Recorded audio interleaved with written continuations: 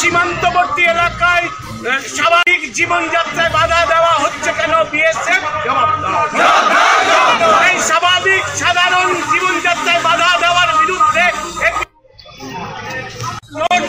লড়বে, কৃষিকাজে বাধা দেওয়ার বিরুদ্ধে।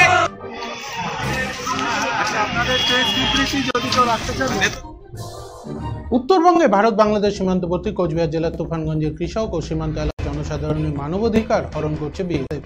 এই গুরুতর অভিযোগকে সামনে এনে এর বিরুদ্ধে সোচ্চার হবার পাশাপাশি 4 দফা দাবিতে বুধবার কোচবিহার শহরে মিছিল সহ কোচবিহারের জেলা শাসক দপ্তরে অবস্থান বিক্ষোভ ও ডেপুটেশন কর্মসূচিতে সামিল হল এপিডিআর বা গণতান্ত্রিক অধিকার রক্ষা সমিতির সংগঠন। এদিন সংগঠনের তুফানগঞ্জ শাখার পক্ষ থেকে এই আন্দোলন কর্মসূচি গ্রহণ করা হয়। এদিন কোচবিহার রাসমেলা ময়দান থেকে এই সংগঠনের মিছিল শুরু হয়ে শহরের বিভিন্ন গুরুত্বপূর্ণ রাস্তা পরিক্রমা করে সমবেত হয় কোচবিহার জেলা শাসক দপ্তরে। এখানে অবস্থান বিক্ষোভ ও ডেপুটেশন কর্মসূচিতে সামিল হন তারা। এদিন এই সংগঠনের নেতারা বলেন, ভৌগোলিক অবস্থানে কোচবিহার ও বাংলাদেশের সীমান্ত প্রায় 550 কিলোমিটার। এর মধ্যে তুফানগঞ্জ একটি অন্যতম এলাকা। এখানকার মানুষ মূলত প্রান্তিক ও দরিদ্র কৃষক। তথাকথিত স্বাধীন দেশের নাগরিক হয়ে এই অঞ্চলে সীমান্ত লাগোয়া এলাকায় কৃষক ও সাধারণ শ্রমজীবী মানুষের স্বাধীন নন।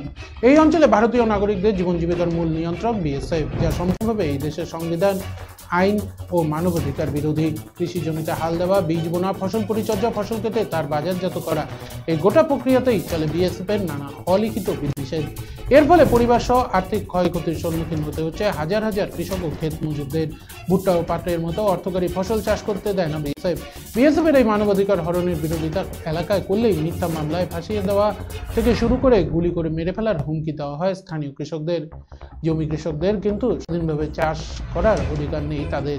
শুধু তাই নয়, বিএসএফ এর হাতে লাঞ্ছিত হয়ে বা অধিকার হরণের অভিযোগে স্থানীয় পুলিশ প্রশাসনের কাছে জানিয়েও কোনো সুরাহা হয় না।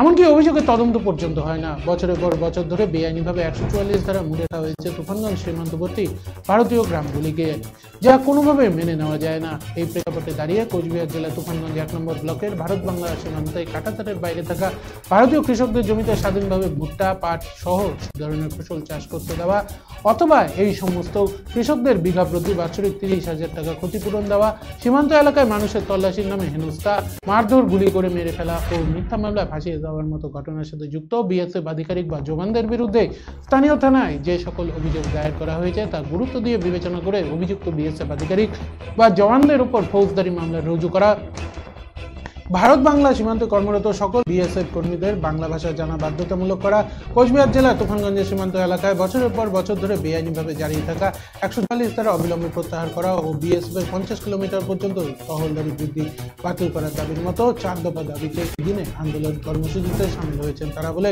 এদিন জানান এই এপিডিআর বা গণতান্ত্রিক অধিকার রক্ষা সমিতির সংগঠনের নেতারা। কোচবিহার সাব ডিভিশনে যে বর্ডার সীমান্তবাসী কৃষকদের জন্য কোন কোচবিহার সাব ডিভিশনে এলাকা তুফানগঞ্জ 1 নম্বর ব্লক, সেখানে ভারত বাংলাদেশ সীমান্তে যে সমস্ত কাঁটাতারের বাইরে যে জমিগুলো রয়েছে, হাজার হাজার বিঘা জমি, সেই জমি ব্যক্তিগত জমি, কৃষকদের ব্যক্তিগত জমি। সেই ব্যক্তিগত জমিতে সেখানকার কৃষকরা বছরের পর বছর ধরে স্বাধীনভাবে পাট, ভুট্টা, কালাই ডাল, ধান সহ অন্যান্য ফসল চাষ করতে স্বাধীনভাবে বিএসএফ দেয় না। এই সকল দাবি, তার সাথে সীমান্তবর্তী এলাকার মানুষদের উপরে বিএসএফের যে সন্ত্রাস, দৈনন্দিন সন্ত্রাস দীর্ঘদিন ধরে চলছে তা বাতিল করার দাবিতে এবং বিএসএফের বিরুদ্ধে যে সকল অভিযোগ থানায় দায়ের করা হয় তার কোনো তদন্ত হয় না এবং কোনো ফৌজদারি মামলা রুজু করা হয় না।